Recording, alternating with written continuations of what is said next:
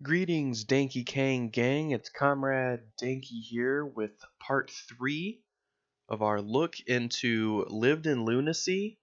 He's got some things to say about the left, and he's coming from this from a liberal perspective, and he seems to be, well, I think a pretty honest actor.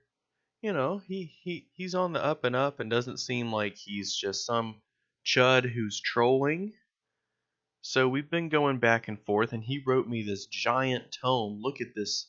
This is a muy caliente, spicy hot pepper of a comment right here. This is a big boy. It's going to take me a while to sort of break this down. So, I guess I'll just go like paragraph by paragraph. And I might have to break this video up into like 2, maybe even 3 parts. So we'll see. Let's see. Primary objective of my videos to help better has left win over liberals and folks who come by the alt-right pipeline honestly. Not all the people are intellectually honest, but a lot of them are. Furthermore, they really do buy into the open marketplace of ideas. If you can hear them out and meet them head on in debate, it will work. A lot of newcomers to the left are ex-liberals. My own sympathies with the left were and could only be brought about by good argumentation. And yeah, on that front, I think that the left on the internet is doing a pretty good job now. breadtube has kind of gotten up and running, and uh, with big dogs in there like ContraPoints and Sean and H Bomber Guy and Philosophy Tube and just all of these really good leftists putting out real leftist ideas, not just liberal stuff. Uh, it's really good to see, and I think there's a lot of people like me who have just gotten fed up with all this alt-right, anti-SJW sort of propaganda that has just gone awry on YouTube for years now, and they're finally starting to push back. Um, so, I'm all for education. I'm all for people making videos that try to expose just how stupid the alt-right is. But I don't think we should ignore the alt-right when they take to the streets. And I'll just use the example of Charlottesville because that's just a sort of a good example.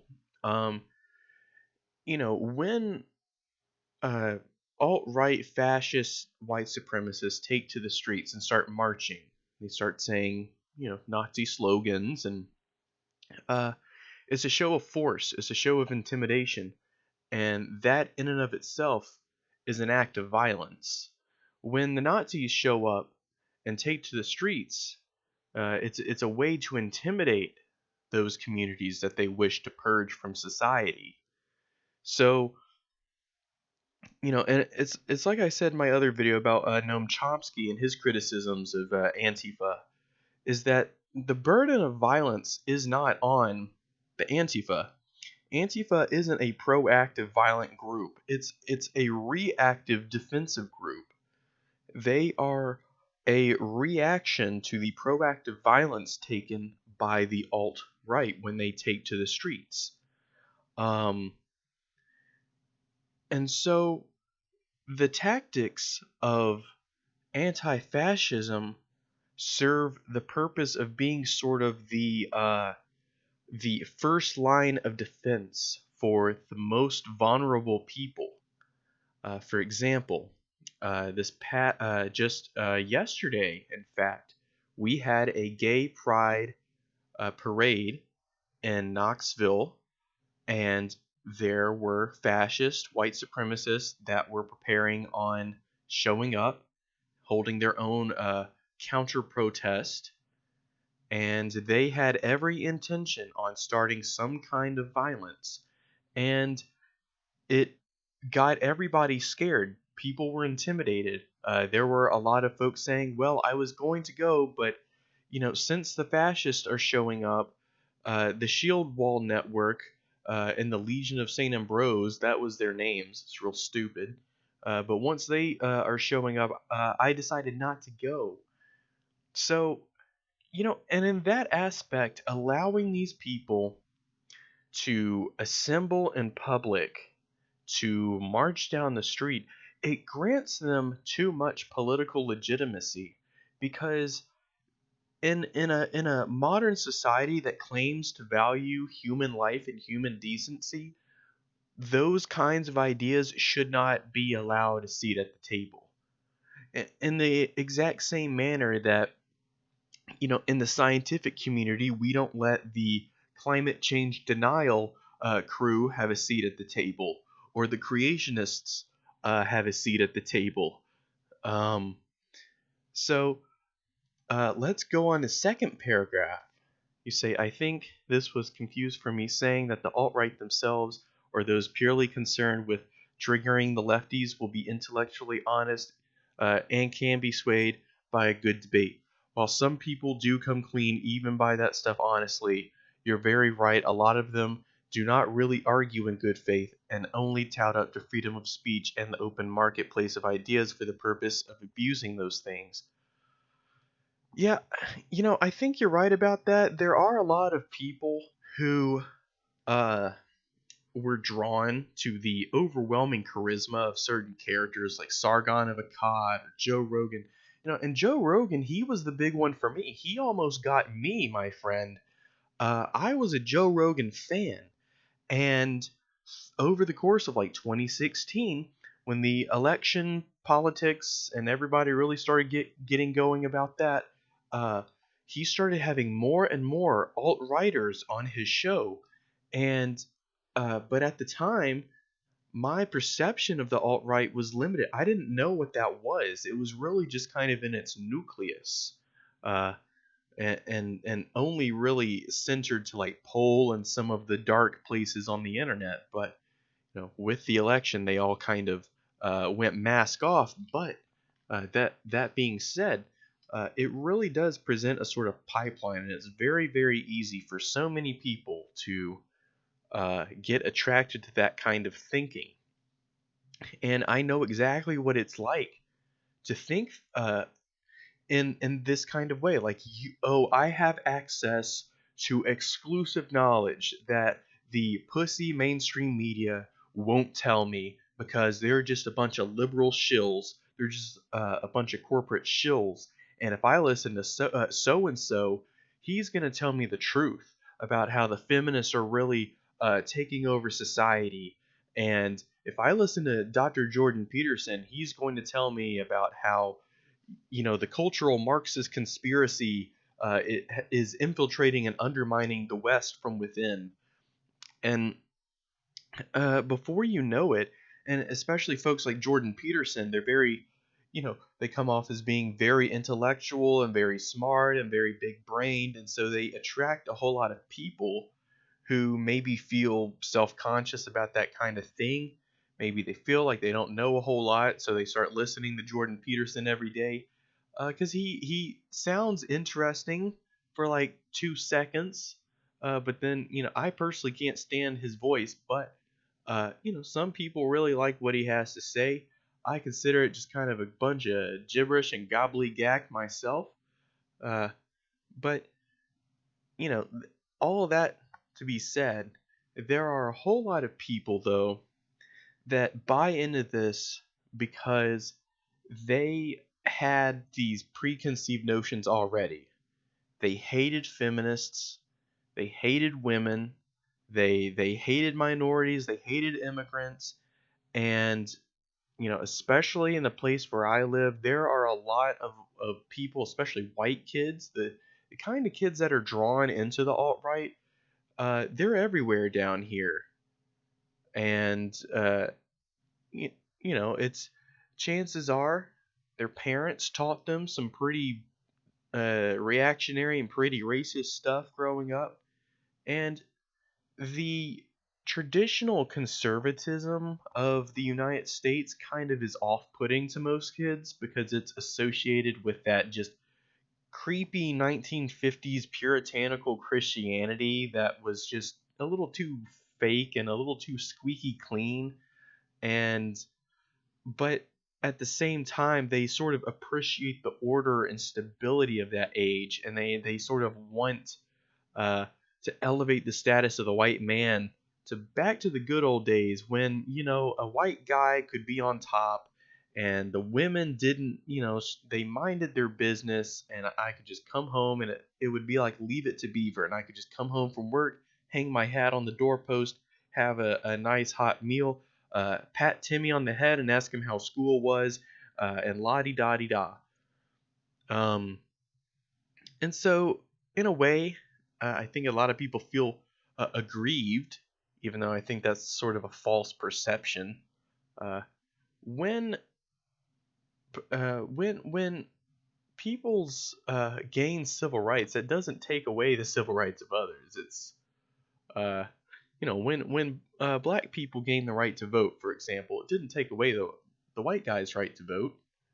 Um, but so anyway, all that said, I think there are some people who are alt-right, or even alt-right, who are just really misled, really dumb, but at least they meant well. But then there's others who are just chuds, and I could most certainly count Sargon as among the chud class of that.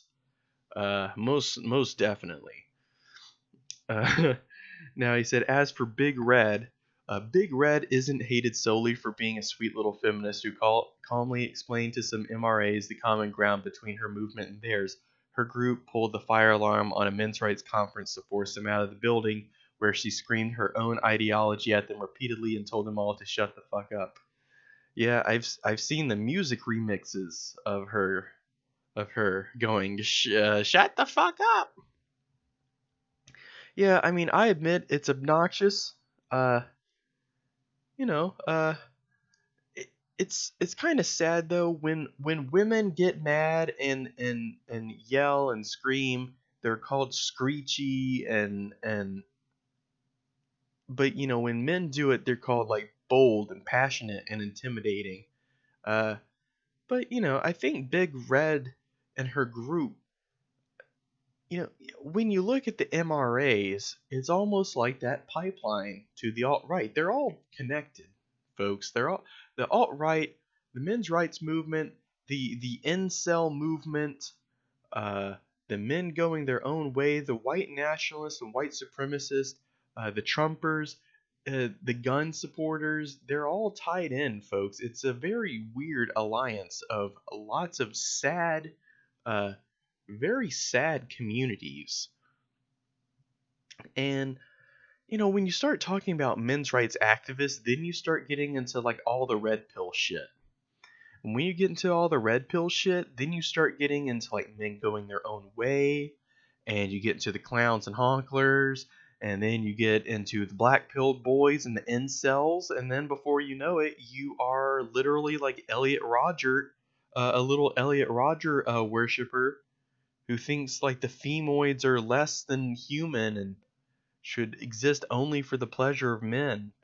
And it's in the exact same way that somebody like Joe Rogan is a pipeline to the alt right. uh, MRA is sort of a pipeline to the incel black pill, sort of extreme misogyny that we see on the internet today. And my video where I talked about the brain cells subreddit, we discovered that there are 70,000 people on that. So, and one of their sister subreddits, the ones they list in the sidebar, is of course the Men Going Their Own Way subreddit, a group, MGTOW, which has really close ties with MRAs. So when Big Red did things like pull the fire alarm, she was sort of taking almost like an anti-fascist action, if you could imagine it that. Perhaps not to the same degree. Uh, I'm not saying that these MRAs were fascists or Nazis, but I'm saying they had the potential to be a group of very toxic people who are essentially like making intellectual arguments for the incel mindset. And so, a lot of people, and there's a lot of tension about this on college campuses because there's debates about whether or not because these colleges, they pay people to come speak. And so there's concerns from the student body like, well, why is our tuition money going towards paying people like, oh, I don't know, say Jordan Peterson to come speak at our college and just spew his reactionary bullshit. And we could see that happen with somebody like Milo Yiannopoulos, for example. Just a very hateful guy who was only interested in triggering the libs. He was a real, what you say up here. The one of the folks who was just concerned with triggering the lefties. That's Milo Yiannopoulos in a nutshell, ladies and gentlemen.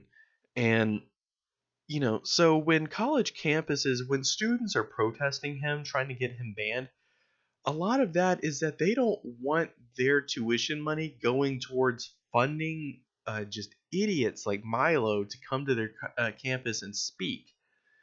I'm sure they would be happy to let Milo have his own little podcast on his own website.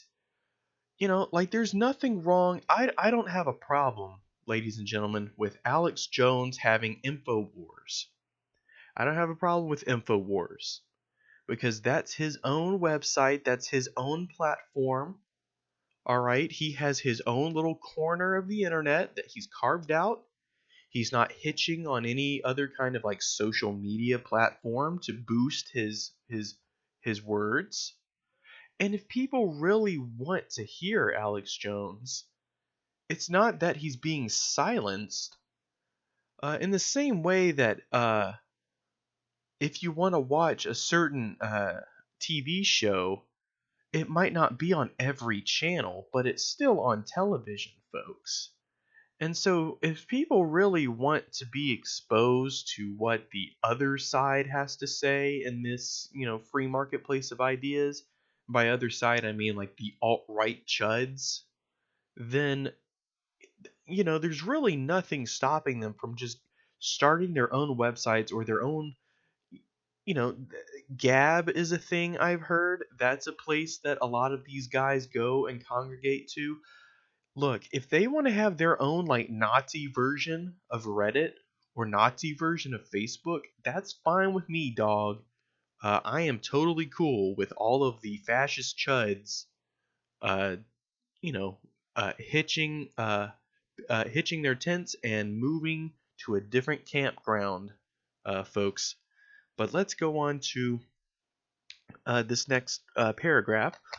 As well as the talk about legitimate men's rights issue, there is admittedly also a lot of sexist shit that gets said by MRAs. A lot of that sexist shit comes from their lived experience with very toxic women in a society that does not recognize any potential for male victimhood when it comes to parenthood, rape, abuse, false allegations, and domestic violence. And I agree.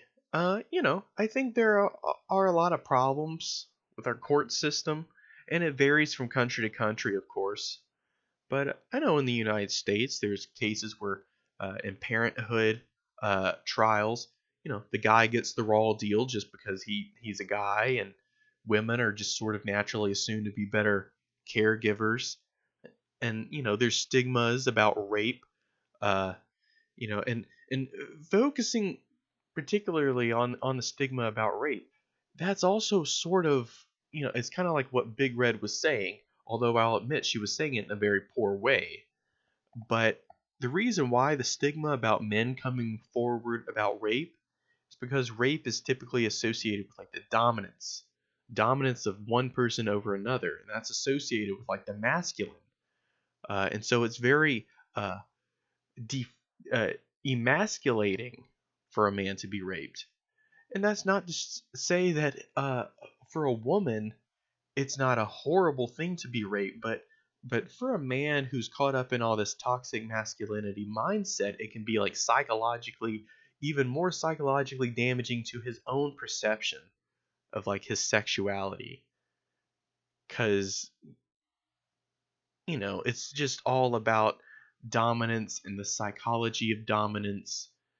And so a lot of men feel too ashamed to come forward about rape, and the whole stigma around that has to do with this sort of patriarchal culture, this sort of rape culture that we have, which feminist theories talk gobs and gobs and gobs about. But MRA theorists really are missing the forest for the trees. They're latching on to these key issues like parenthood, rape, abuse, false accusations, domestic violence. They're saying, "See, men get a raw deal too," and that's right. That's that's what the feminists have been saying. But unlike what the feminists say, they don't go with this they don't go down the red pilled road, folks. They go down the road of like studying feminist theory. uh, it's and just because the name is feminism doesn't mean that it's not also a movement that is ultimately for the equality of all genders. um, So the next one is the feminist narrative is that MRAs exist to let dominant men shout over oppressed women's voices and simply act as an opposition to female equality, when in reality feminism has traction whilst MRAs don't, and while MRAs keep adding up a conference well enough to themselves. Feminists disrupted that event and told a group of off-damaged and vulnerable men who feel like they're unheard of to shut the fuck up. Um, Yeah, I mean, I don't know too much about this actual event. I don't live in Canada. Uh, Pulling the fire alarm. I also understand they were outside protesting, like just right outside the room. Um, I really think some of the blame on this has to fall with the school itself. They shouldn't book speakers and they shouldn't book conferences that are going to draw that kind of negative press. They shouldn't, you know, I don't know. It's hard to say because it's like a lot of schools are publicly funded, uh, but from a purely like just an emotional standpoint, I would not like at all if there was a men's rights group, uh, which as we discussed are pretty much just like a path, the first stop on the pipeline to the incel black pill, or even the honk pill. And so to see a conference of that is it's almost like fascists taking to the street, at least in terms of women. Uh, I'm sure as a woman, you wouldn't feel very safe knowing that there was a huge conference of MRAs coming to your campus, and they might get riled up or something. They might say the femoids, we've had enough of the femoids. We're gonna take over. I mean, these guys are damaged and vulnerable. I mean, I agree with you. Almost all of these weird incel guys are damaged, and I don't know I don't know what to tell them except, I think they just buy into this bullshit like red pilled philosophy just because it's convenient. It's convenient because it wraps everything in a very nice, neat little package, and it explains why you can't get laid. It explains all your problems in life. It explains and puts the blame on people like feminists. Just and it keeps you from having to really think about things. It keeps you from having to really think about like yourself. Maybe women don't want to have sex with me because of the way I treat them. It keeps you from having those kind of introspective thoughts because it just says, no, women won't have sex with me because feminism has indoctrinated women to only like minorities, and it's part of the great replacement, yada yada. Um, I think one way to sort of get around this whole situation is when you have a conference, have it be not like a conference, but more like a debate. If there's gonna be if they're gonna stand outside and yell at you and pull the fire alarm on you, you might as well just try to set it up from the beginning to be more of a debate style format, because at least then you have a chance of keeping it civil. Um, because it was a conference of only MRAs, it was kind of implied that feminist dialogue wouldn't be allowed there, and so I don't know. Once again, I don't know that much about this situation. I just know the famous hilarious Big Red video that everybody makes fun of. So you say, evidently, Big Red is a prime example of how to not only fail to win hearts and minds, but to literally become a symbol of abhorrent behavior in the name of feminism, which she's done. In that sense, she's very relevant to the topic. She would have done much better to perhaps have attended the conference and talked calmly and with sympathy to the people there, and maybe evidenced in that way certain things that feminists have done for the sake of men's rights. Yeah, but I think there's a problem, and here I'm gonna go full blown SJW and uh, tell you to check your privilege. I don't want to be that type of SJW, but in this case, and I think for me too, it was very easy for me to look at people like Trigglypuff and look at people like Big Red and think, oh dude, that's cringy as fuck. You need your little safe space because you can't tolerate their free speech. But now that I'm on the other side of the fence, as it were, I've been assimilated into the Borg. Um, there are things like talking calmly and with sympathy uh, to folks that hold ideas that might consider you to be just little more than like a femoid cum dumpster, like disgusting subhuman, like the incels do. And a lot of people, especially women, shouldn't be forced or obligated to even try to engage in discussion with somebody like that. In the same way that like a Jew shouldn't have to justify his existence to like a Nazi, or a gay person shouldn't have to justify his existence to like some crazy right-wing Christian. Um so it's very hard for me, like as a white guy, to tell these women, you shouldn't be angry. You shouldn't be angry at the MRAs. You shouldn't be angry at the men going their own way, or the red pilled guys, or the incels, because you know they've had it rough too. Because what they're trying to subject the women to, the kind of rhetoric they use both online and I guess IRL when they have their weird conferences. I don't really know, but the rhetoric they use online and have spread online is so just toxic to women that it makes them feel threatened. It's like their very identity is threatening. The very thought of having a conference where these ideas would be like propagated is threatening to women who value their security and value their freedom. So, it, and sort of imagine the optics as being like somebody coming into a room full of, or just going to like a school that was all black and trying to hold like a Ku Klux Klan rally. Uh, it's just not a good idea, dude. And I'm pretty sure most of the students there will feel threatened by that. And it's kind of the same thing.